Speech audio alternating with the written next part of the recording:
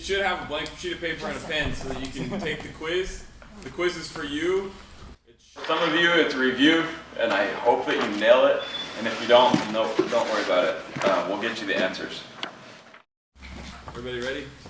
Challenge success. This is a challenge for a lot of you are starting the 24-day challenge. Some of you, this would just be a good nutrition class. Oh, Nana, we should pass out that big fat list of fat-fighting foods. So, challenge success. So we're going to go over metabolism, which could be a review for some of you, but that's fine. This is a good thing to review. What to expect during the challenge, reading labels, and the supplements. Okay? What we're covering today, metabolism, the components of energy expenditures, what to be prepared for, how to read labels, and the Advocare Challenge supplements. Okay, up here we've got the quiz. Common question, how many calories in a gram of fat, carb, and protein? Number one. So on whatever side of the sheet you want to make this, take the quiz. Raise your hand if you can answer number one easily. How many calories in a gram of fat, carb, and protein? All right. Does anybody know? Eric, you want to help him out? 9. 9 in Fat. Right? Carb?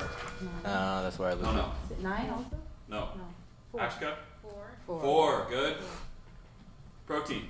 Lisa, do you know? 4. Good. Lisa's got it. I didn't even know alcohol. 7. Alcohol, 7. Good. So it's 9, 4, 4. Okay, the reason that's important is just because something has 25 grams of protein in it does not, and if only 15 grams of fat does not make it a protein, because actual calories out of that, there's way more calories from fat. Okay. How many meals should we eat each day? 5 to 6. 6 to 8. 5 or 6. 5 or 6. Good. We'll talk about why that's important, but write down for yourself on the quiz if you have an answer. Why is that important? No cheating. Okay, number 3, how much does meal tracking help a weight loss client, and why might that be? If you don't know, put down what you think it might be, an answer.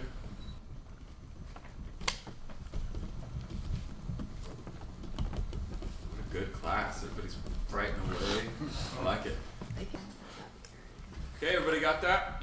Okay, moving throughout, feel free to take notes at your leisure. There will be a few points I'll tell you to take notes. Metabolism, what is it? How we're like a campfire. Okay, does anybody know the analogy of how we're like a campfire other than Eric Fu, because he answered this last time? Rob Oh, knows. Jen, I know It's like a campfire because when you put a lot on it, you stoke the fire too high and it goes out. And then if you keep putting wood on it constantly, it keeps it up and going. nice and steady. Yes. How would you amend that, Robert? It's kindling in the fire. Kindling, right? Nice, steady, even, feed that fire, keep it burning hot. Versus what would happen if I had a nice fire and I put a big log on top? We'll put it out. Smother the fire, kind of, it just becomes less flames, cools the fire down. It's going to be small and smoky. Okay, that's what we're doing to our bodies when we put a big log, like a big dinner, on our top of our metabolism, okay? The metabolism is simply the body's ability to burn through food. There's 2 ways to make your metabolism work for you, okay? Debunking a myth that, oh, I'm getting old, my metabolism's slowing down. Yeah, your body does change as you get old. However, the main reason your metabolism's slowing down is your activity level slowing down, okay? So frequent meals is one of the ways to make your metabolism work for you. So that 5-6 meal mark, making sure you get a good breakfast to start that metabolism up. And then a snack a couple hours later, lunch a couple hours later, another snack a couple hours later, dinner, and then maybe even another snack. High protein with each meal and snack is ideal, okay? How frequent meals like a deer rather than eating like a bear. So what does a deer do? It eats all little fresh fruit, grazing gradually throughout the day, versus just a bear would eat one deer and then sit for a week, kind of thing, okay? Movement and activity is another way to make your metabolism work for you. Okay, well, I've got a diagram coming up here to talk more about that, how your activity levels affect your metabolism. And here it is, okay? You've got your resting metabolic rate.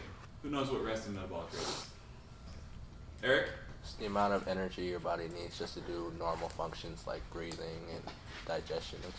Good. His answer was the amount of energy that your body uses for normal functions, your automatic systems, breathing, thinking, going to the bathroom, blinking, breathing. Breathing's very important. Okay? So that's your resting metabolic rate. That takes up to 70% of your energy. 65, 70% of your energy. That's a lot, right? Then you have what's called the thermic effect of food.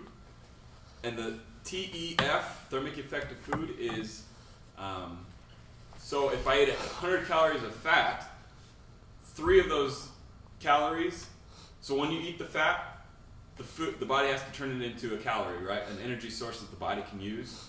So 3 of those calories are burned up in that energy producing process. Does that make sense? So, but with protein, it's up to 30% of the protein is used to turn it into an energy source. So that's a benefit of eating protein, foods high in protein. Carb, it's about 15. It's somewhere right in the middle. How Does much that make is it for sense? fat? For fat, it's 3%. So fat's a very efficient energy source. Okay, only 3%. Versus carbs, about 15. And proteins, about 30. 30% of the proteins you eat get used up in turning that energy into energy that you can use. Okay?